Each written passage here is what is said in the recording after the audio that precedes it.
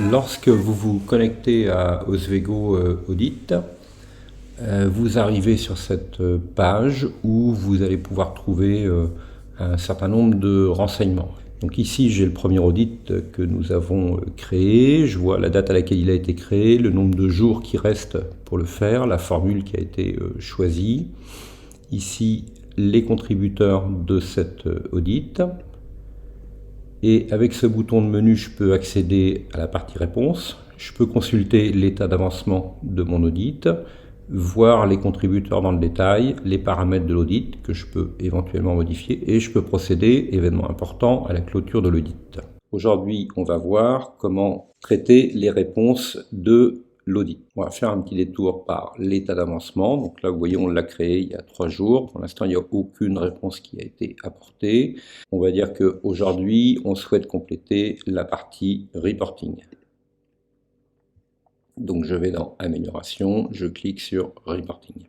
L'écran qui apparaît, vous retrouvez les informations générales sur l'audit et en haut vous avez la barre d'avancement de tous les domaines d'activité classés par axe. Donc là on est sur reporting et vous voyez que le cercle est vide comme tous les autres cercles. Maintenant on va évaluer les premiers points de cet audit sur le reporting.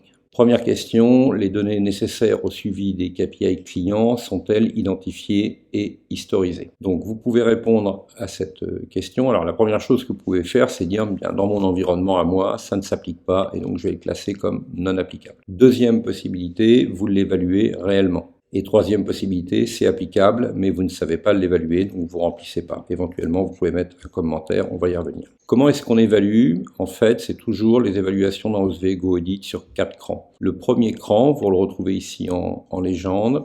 Il s'agit d'une action, d'une activité que vous ne connaissez pas, que vous ne pratiquez pas, qui n'est pas dans votre ordre du jour. Deuxième niveau, c'est une activité que vous faites parfois, que vous avez prévu de faire, que vous faisiez dans un passé récent mais que vous ne faites plus. Le troisième niveau, c'est que c'est une activité que vous menez régulièrement avec la bonne fréquence. Et le quatrième niveau, c'est que vous la menez régulièrement avec une bonne fréquence, mais en plus, vous la soumettez à une révision pour l'améliorer à une période régulière. Ça peut être tous les 6 mois, tous les 1 an. Alors dans notre cas, on va dire que oui, les données sont bien disponibles, même si ça n'a pas été soumis pour l'instant à une révision régulière. Et on va pouvoir le commenter. On va pouvoir par exemple préciser que ces données sont issues du système d'information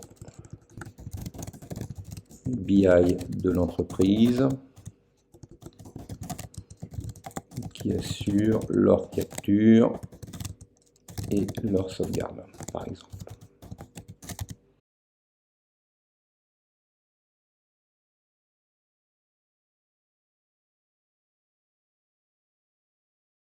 Alors, vous voyez qu'en bas, il apparaît que j'ai répondu à 5 questions sur les 21 points de contrôle du domaine reporting.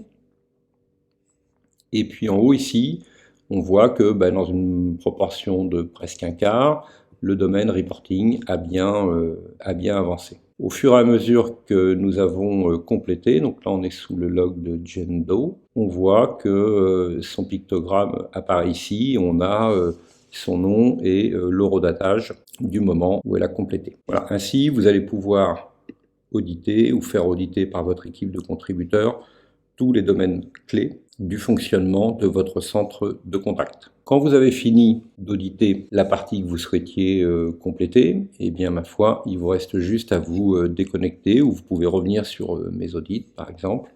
Voilà, et vous avez terminé.